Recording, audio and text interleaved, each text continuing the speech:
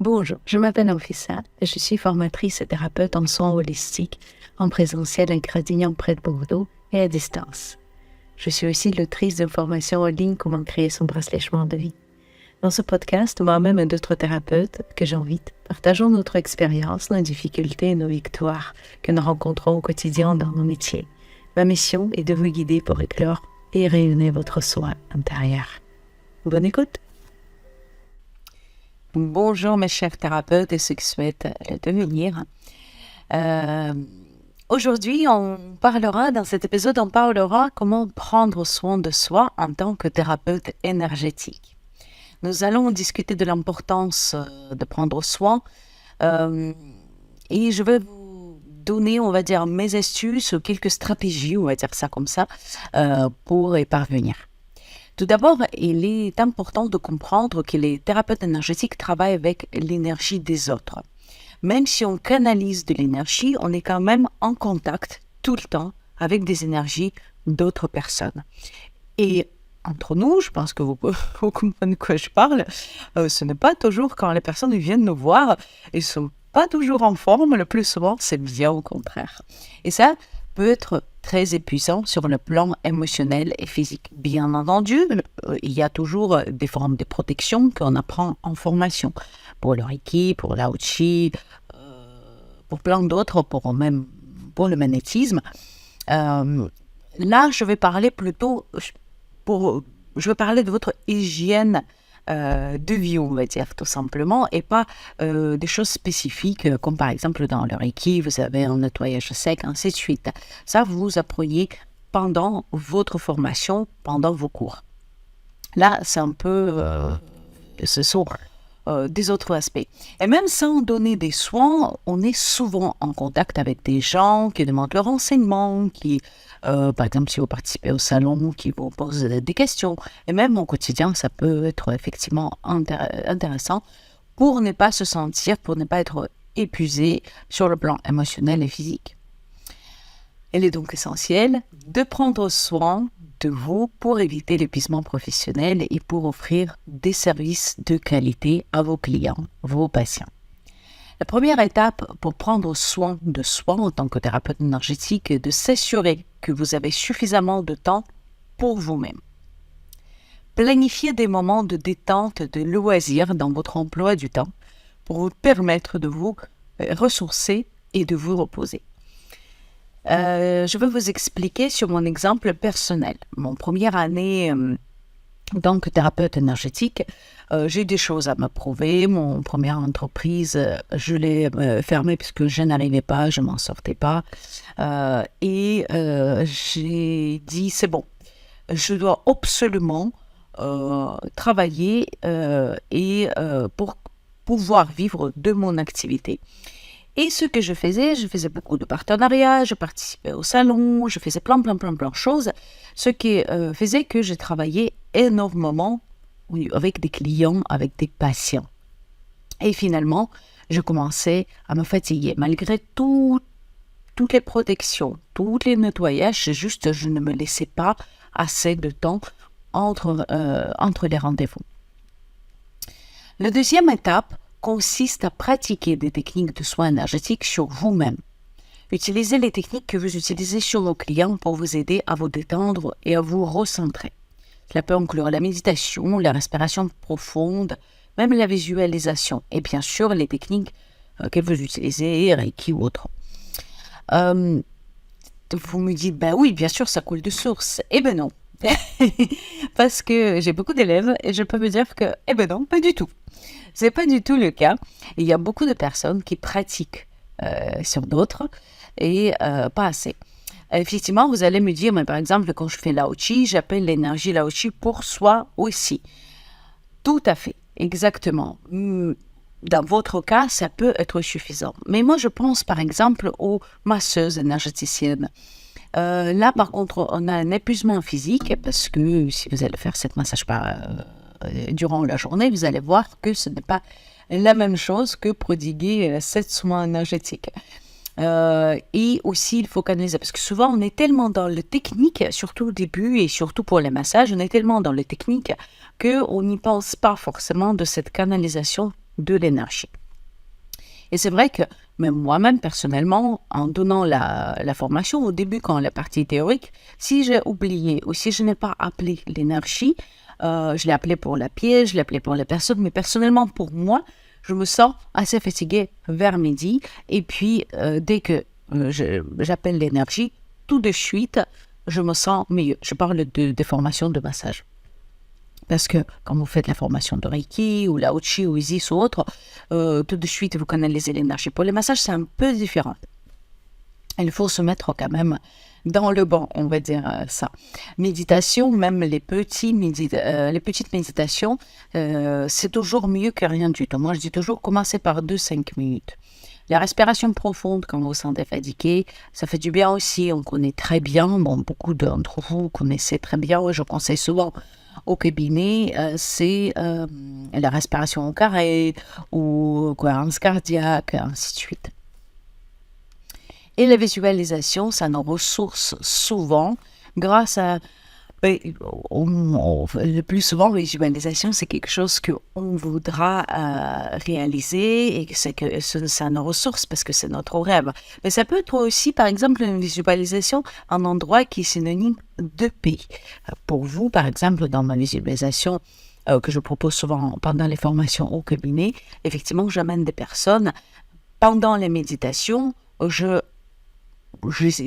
les demande tout simplement de visualiser un endroit qui est l'endroit qui va les ressourcer, où ils peuvent se reposer, ils peuvent se sentir bien. La troisième étape consiste à établir des limites claires avec vos clients. Assurez-vous que vos clients comprennent, vos patients pour certains, que vous êtes un professionnel et que vous avez besoin de temps pour vous-même. Fixez des limites claires en termes de temps et de disponibilité pour éviter de vous surcharger. Là, je peux vous dire que c'est un point qui pour moi était le plus difficile jusqu'à fin l'année dernière. Et j'ai pris des nouvelles résolutions au début d'année et par l'instant, on est au mois d'avril et j'y tiens toujours. Je ne réponds pas aux messages samedi, dimanche, même si je travaille samedi. Également, à partir de certaines heures, je ne réponds plus aux messages non plus. Et puis, attention aussi avec des questions, juste en question, je ne suis pas contre. Quand vous avez 1, 2, 3 clients, c'est pas grave, mais quand vous avez des centaines de personnes, c'est juste pas possible. Et c'est pour ça d'ailleurs existe ce podcast, c'est pour ça aussi j'organise les ateliers, justement pour répondre à ces questions au plus grand nombre de personnes et ne pas être submergé. Je vais plutôt les envoyer pour écouter un épisode de podcast. La quatrième étape consiste à pratiquer l'autoréflexion et l'auto-évaluation régulièrement. Je vous parle beaucoup de ça dans le bilan de la fin d'année. Même si on a parlé plutôt les choses qui sont terre à terre, ça aussi, ça fait partie. Demandez-vous comment vous vous sentez émotionnellement et physiquement dans votre métier. Si vous avez besoin de prendre des mesures pour vous protéger, évaluez régulièrement votre pratique pour vous assurer que vous offrez des services de qualité à vos clients. Combien de fois on voit des thérapeutes qui sont eux-mêmes fatigués et qui ne peuvent plus, tout simplement. Donc c'est pour ça, c'est super important de penser parce que vous apportez ça à vos clients. Je ne dis pas que vous allez les donner quelque chose de mauvais, non, surtout pas. Mais que quand vous n'allez pas déjà bien, que vous allez voir un thérapeute qui n'est pas bien non plus, sincèrement, vous savez, je pense qu'on est bien d'accord que ce n'est pas du tout motivant. En prenant soin de vous, vous serez en mesure de mieux vous connecter avec vos clients. Bien sûr, regardez, par exemple, si je suis fatiguée, si je suis épuisée, si j'ai mal dormi, s'il y a quelque chose qui se passe dans ma vie, quoi qu'il arrive, tout ça reste prioritaire pour moi. Ça veut dire que je ne serai pas en mesure de tout simplement d'apporter de mon mieux, de faire de mon mieux. J'ai parlé une fois avec une personne qui est une ostéopathe et elle m'a dit qu'elle annulent même des séances quand ils ne se sentent pas bien. Je sais que pas toutes les personnes peuvent se permettre de faire ça, mais sincèrement, c'est vraiment une belle chose. Moi, même en étant indépendante, ça m'arrivait d'annuler des séances et de vraiment reconnaître que je suis malade, parce que vous savez, souvent quand on est indépendant, on ne veut pas frustrer le client, ça veut dire qu'il a compté sur ce rendez-vous. Pour certains, il y a aussi côté financier, plein de choses qui rentrent en compte, mais parfois il faut se dire stop, j'ai besoin de prendre des vacances, j'ai besoin de prendre mon arrêt maladie, j'ai besoin de s'arrêter et de souffler un tout petit peu, parfois quelques heures, parfois quelques jours, parfois quelques semaines. Vous serez également en mesure de maintenir une pratique durable et de continuer à offrir des services à long terme si vous allez prendre soin de vous. N'oubliez pas que ça peut avoir vraiment un impact très positif sur votre vie professionnelle et votre vie personnelle. Donc, je reprends. Première étape, de prendre soin de vous et tout simplement d'avoir vos moments de détente et de loisir. Deuxième étape, c'est vraiment utiliser les techniques que vous utilisez pour vos clients et même plus. Troisième étape, c'est mettre des limites tout simplement dans votre pratique et toujours faire l'auto-évaluation, la quatrième étape, pour savoir comment vous vous sentez dans votre métier. Est-ce que tout va bien? Est-ce que vous gardez tout? Est-ce que vous supprimez? Pour donner un exemple personnel, il y avait un moment où j'ai eu toujours les massages et les soins énergétiques. Et au bout d'un moment, je me sentais plus alignée avec des massages. C'était vraiment stop, ça suffit. J'arrête de faire des massages au cabinet. Je prends autant de plaisir de le faire de temps en temps à un membre de ma famille ou de montrer quand je fais des formations de massage, mais faire comme ça tous les jours avec plusieurs personnes ou vendre des forfaits comme je faisais avant, ça ne me parle pas du tout.